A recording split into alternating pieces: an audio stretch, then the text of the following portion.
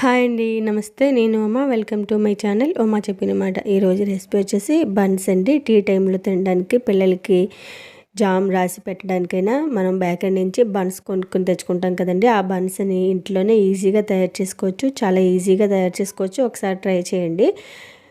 అచ్చం బేకరీలో కొన్నట్టే చాలా ఫ్లఫీగా కూడా వస్తాయి. రుచి కూడా అదే విధంగా ఉంటుంది. చాలా సింపుల్ కూడా తయారు చేయడం. ముందుగా ఒక బౌల్ తీసుకుని అందులో గోరువెచ్చని ఒక హాఫ్ కప్పు పాలు వేసుకోవాలి. ఇందులో పంచదారని పౌడర్ చేసుకుని ఒక 4 స్పూన్ల వరకు ఇందులో వేసుకోవాలి. మరి ఎక్కువ షుగర్ ఉంటే బన్స్ అంత బాగోవు కదండి తినడానికి. కాబట్టి 4 స్పూన్లు అయితే కరెక్ట్గా సరిపోతుంది. ఈ పంచదార ఈ పాలలో పూర్తిగా కలిసిపోయే వరకు బాగా కలుపుకోవాలి. ఇలా పూర్తిగా కలిసిన తర్వాత డ్రై ఈస్ట్ అని మనకి ఏ కిరాణా షాప్లో అయినా సూపర్ మార్కెట్లో అయినా దొరుకుతుందండి. ఆ ఈస్ట్ని తెచ్చుకొని 3/4 వరకు వేసుకుంటున్నాను. అంటే పావు తక్కువ ఒక స్పూన్ వరకునండి. ఇది కూడా వేసుకొని కొంచెం ఉండలు కట్టేస్తుంది ఈస్ట్ వేసిన తర్వాత. కాబట్టి ఉండలు కట్టకుండా జాగ్రత్తగా కలుపుకోవాలి. ఇది కూడా కలిపేసుకొని మూత పెట్టి ఒక 15 నిమిషాలు పక్కన ఉంచుకున్నామంటే చక్కగా ఈస్ట్ అనేది బాగా పొంగుతుందండి. మనకి వీడియోలో సరిగా కనిపించట్లేదు కానీ పైన నురుగులాగా కట్టింది. ఇప్పుడు దీన్ని ఒకసారి కలిపేసుకుని ఒక కప్పు మైదా పిండి వేసుకోవాలి. మనం ఈ బన్స్ని గోధుమ పిండితో కూడా తయారు చేసుకోవచ్చండి. కానీ మనకి బయట బేకరీ స్టైల్లో అదే రుచితో అలాగే రావాలంటే మైదా పిండితోనే తయారు చేసుకోవాలి. ఈరోజు మీకు నేను మైదా పిండితో తయారు చేసి చూపిస్తున్నాను.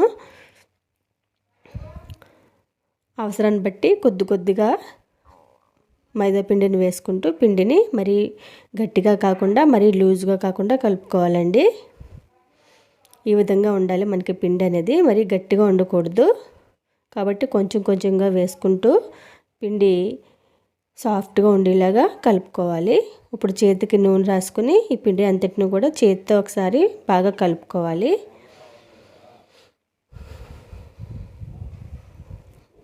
చూడండి, ఈ విధంగా ఉండాలి పిండి అనేది. ఇప్పుడు దీన్ని చపాతీ పీట మీద వేసి బాగా కలుపుకుందాము. మధ్యలో పొడి పిండి చల్లుకుంటూ పీటకి అతుక్కోకుండా ఇలా ప్రెస్ చేస్తూ కలుపుకోవాలండి. చేతితో ఇలా రబ్ చేస్తూ కలుపుకుంటే మంచిగా పిండి మంచి లూజ్గా బాగా కలుపుకుంటే బాగుంటుందండి. ఈ విధంగా కలిపేసుకుని పిండిని ఒక బౌల్ తీసుకుని అందులో కొద్దిగా ఆయిల్ వేసి గిన్నెకి అంతటికి రాసుకుని ఈ కలిపిన పిండిని ఇందులో పెట్టి ఒక 20 నిమిషాలు పక్కన ఉంచుకోవాలి. ఈ పిండి అంతా కూడా బాగా పొంగుతుందండి. పైన కొద్దిగా ఆయిల్ వేసుకుని ఆయిల్ అంతా పిండి ముద్దకు పట్టించి మూత పెట్టేసి క్లాత్తో కవర్ చేసి ఉంచామంటే ఒక 20 నిమిషాలు పిండి బాగా పొంగుతుంది. ఒక 20 నుంచి 25 నిమిషాల వరకు పడుతుందండి.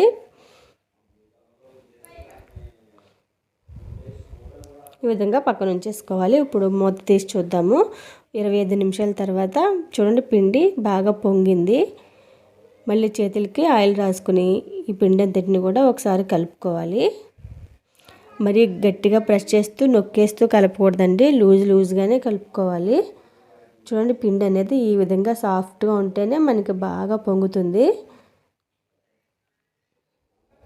ఇప్పుడు దీన్ని నేను వీడియోలో చూపించినట్టుగా ఇలా వెనక్కి మడత పెట్టుకుంటూ చేసుకోవాలి. కొంచెం పిండిని ఇలా మడత పెట్టుకుంటూ చేసుకుని కొంచెం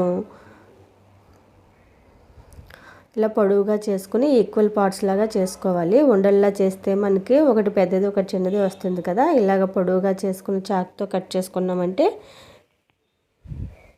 అన్నీ ఈక్వల్ సైజులో వస్తాయి బన్స్ అనేవి.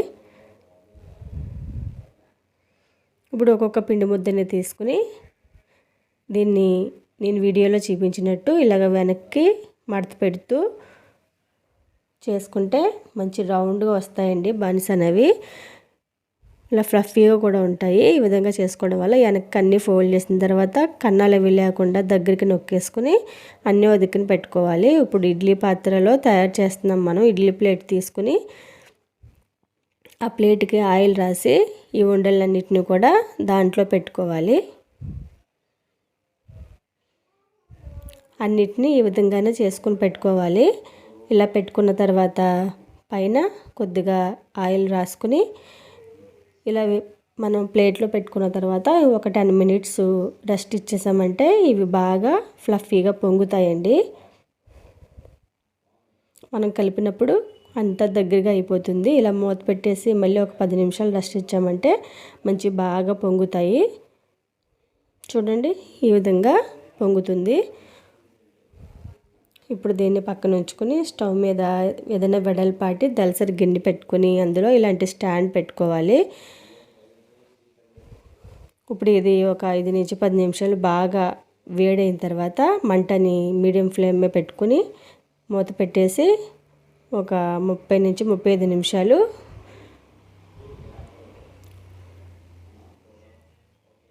చూడండి. మధ్యలో మీకు మూత చేసి చూపిస్తున్నాను. బాగా పొంగి ఉడుకుతున్నాయి కదా. మళ్ళీ మూత పెట్టేసి ఒక 30 నిమిషాల తర్వాత చూస్తే మనకి బన్స్ అనేవి రెడీ అయిపోతాయి. చూడండి చక్కగా కుక్ అయ్యి మంచి కలర్ అనేది వచ్చింది కదండి. అచ్చంగా బయట కొన్నట్టే ఉంటాయండి ఈ బన్స్. చాలా ఈజీ కూడా తయారు చేసుకోవడం. పైన కొద్దిగా బటర్ కానీ నెయ్యిని కానీ రాసుకుంటే మంచి షైనింగ్ అనేది వస్తుందండి బన్స్కి. ఒక 10 నిమిషాలు అలా ఉంచేస్తే పూర్తిగా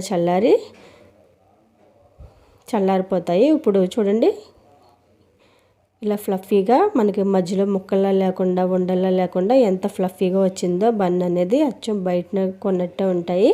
ఒకసారి ఇంట్లో కూడా ట్రై చేయండి. Thank you.